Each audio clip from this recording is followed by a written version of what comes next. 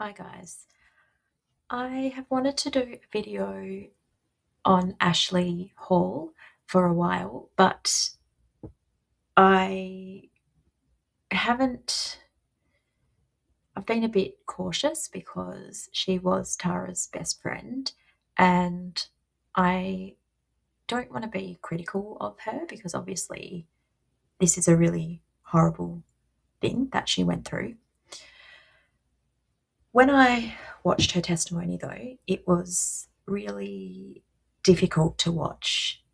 I don't think she was being truthful. I I didn't like how she came across, especially when she was being cross-examined. And yeah, there were just a few things I noticed that were really, really off about her testimony. So I'm going to show you some little bits of her testimony and talk about them. So the first little snippet is about her previous statements that she made to Liz Bigham. So Cruz is just trying to get her to say, yes, that's what I said, pretty much. And it's very difficult for Ashley to answer directly. She talks a lot, she adds a lot of extra information to her answer, and she doesn't ever really just answer with a clear yes or no.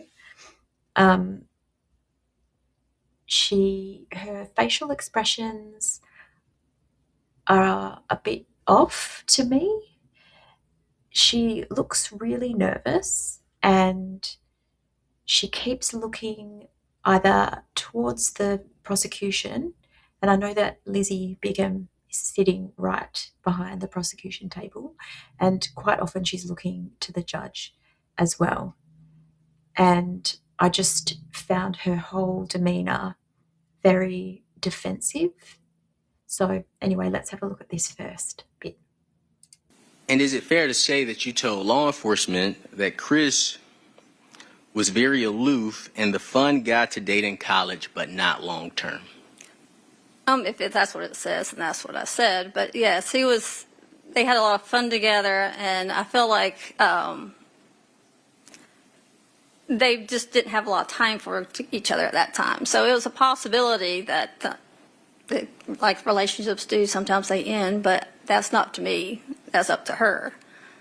So I have no idea if they would have broken up or stayed together, and we never will. So. Yes, ma'am. That's fair. And you may have answered this. I just want to make sure it's clear for the court reporter.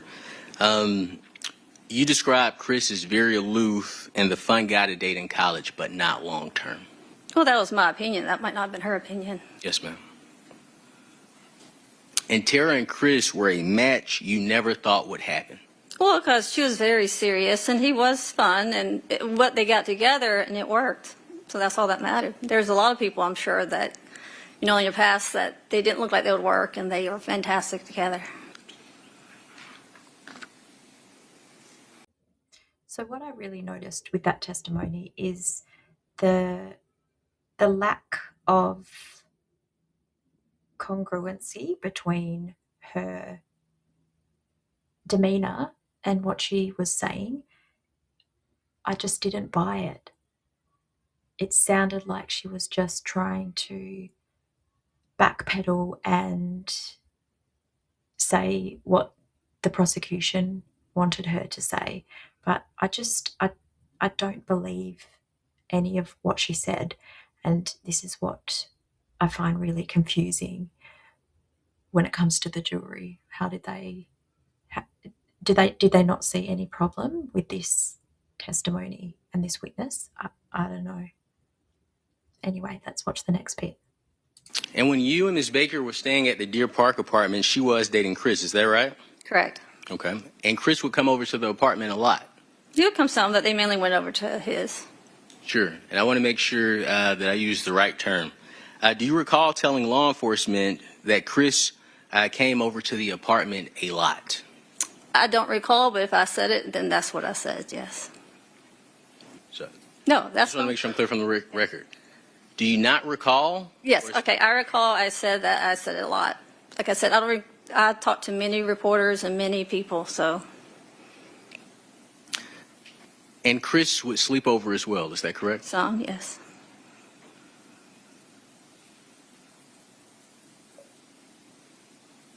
Based on your personal knowledge, you don't know whether Chris had been provided a key to Deer Park or not. Is that correct? Excuse me, the Deer Park house or not?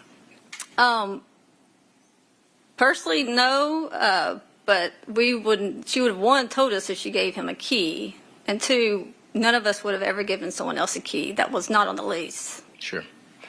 And thank you for that. And just to make sure it's clear for the record, to your personal knowledge, you don't know. Of course, no one knows. Yes, ma'am. So.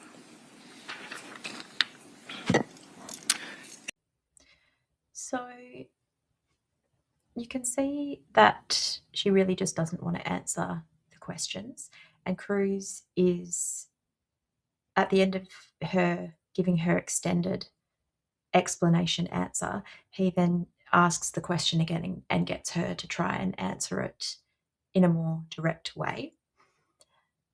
And she doesn't like it. You can see she just looks pissed off, basically. And I wonder, because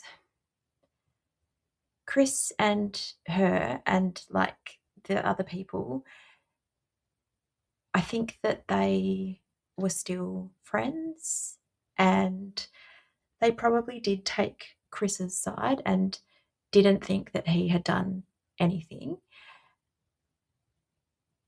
And she says some more things that are really problematic coming up.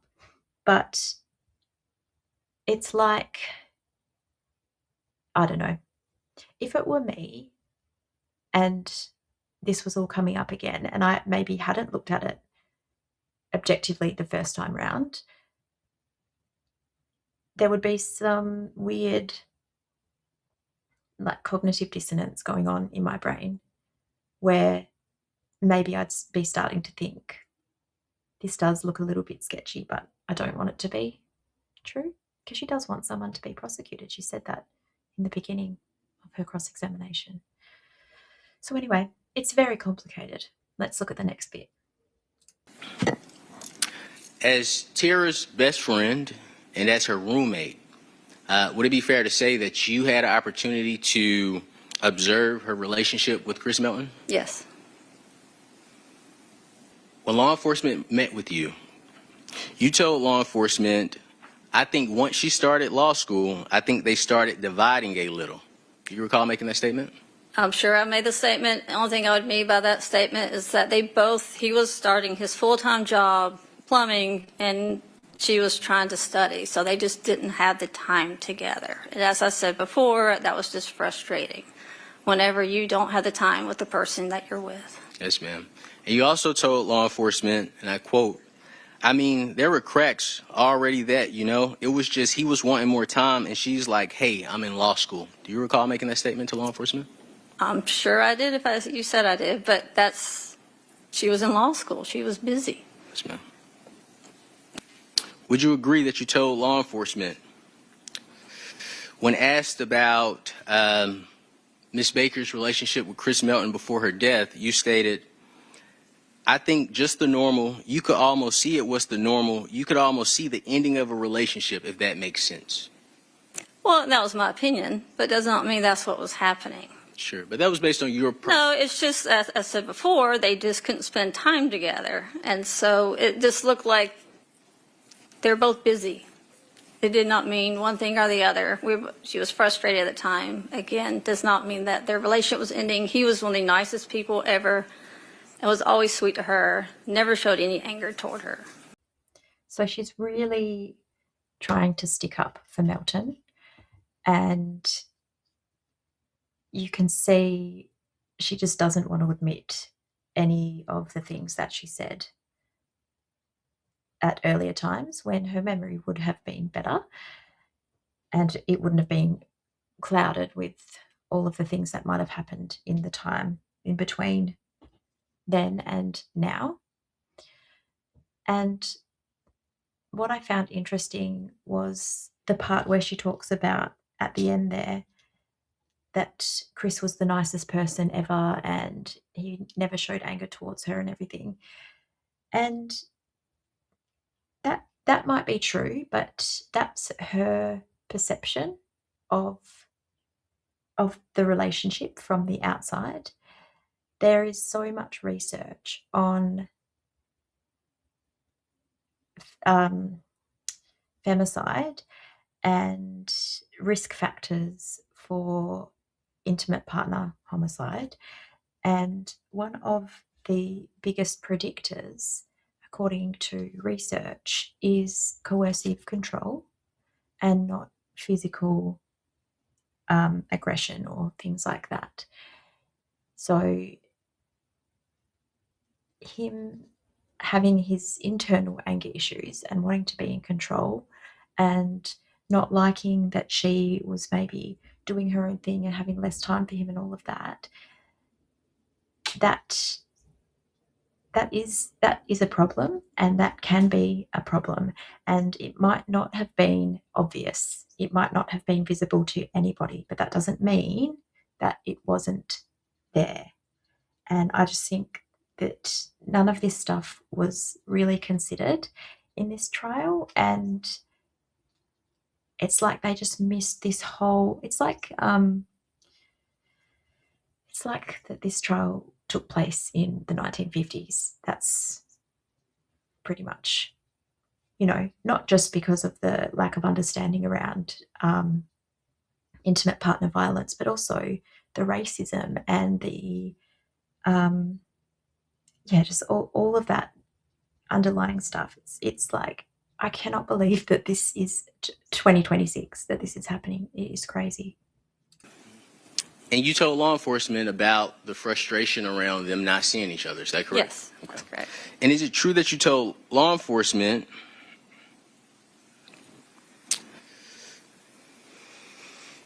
when you were asked, like, they're starting to grow apart or he's getting on her nerves? Do you recall being asked that question? I don't recall it, but if I said it, that's... Would hearing... But also, you have to remember, we were asked so many questions by so many times that it was getting on my nerves at that point. So sometimes I might have been a little abrupt. Yes, ma'am.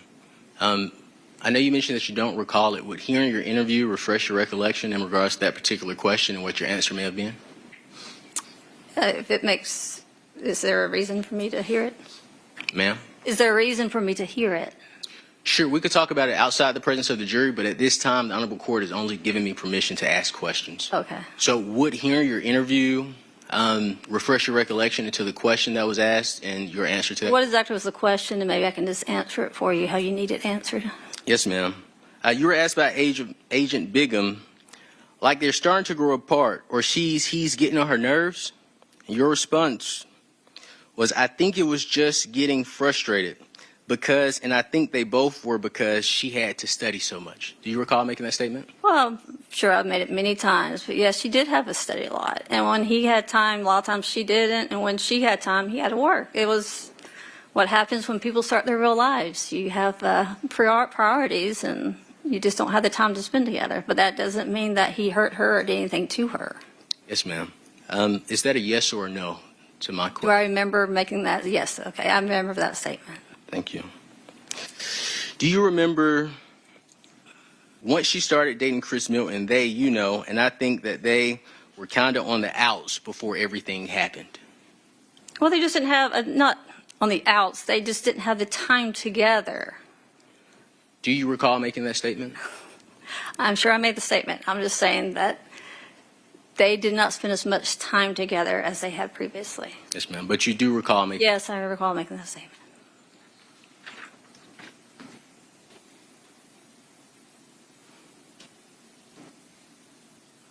Your Honor, may we approach? Okay. I don't know about you, but that was very cringy. Her mannerisms and the attitude that she's speaking with reminds me a lot of Elizabeth Bigham. They are very similar in their demeanour, and it just to me, it just feels so disrespectful, and I don't know, it just gives me the ick. I just don't understand how people could watch this and, number one, believe what she's saying, or yeah, just find her credible. I don't know. It's like she has something to hide.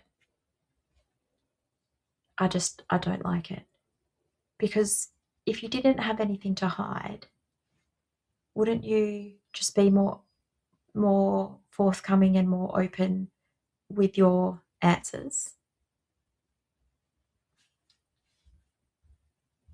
Anyway, I would love to hear what your thoughts are, so please comment and let me know. Thanks.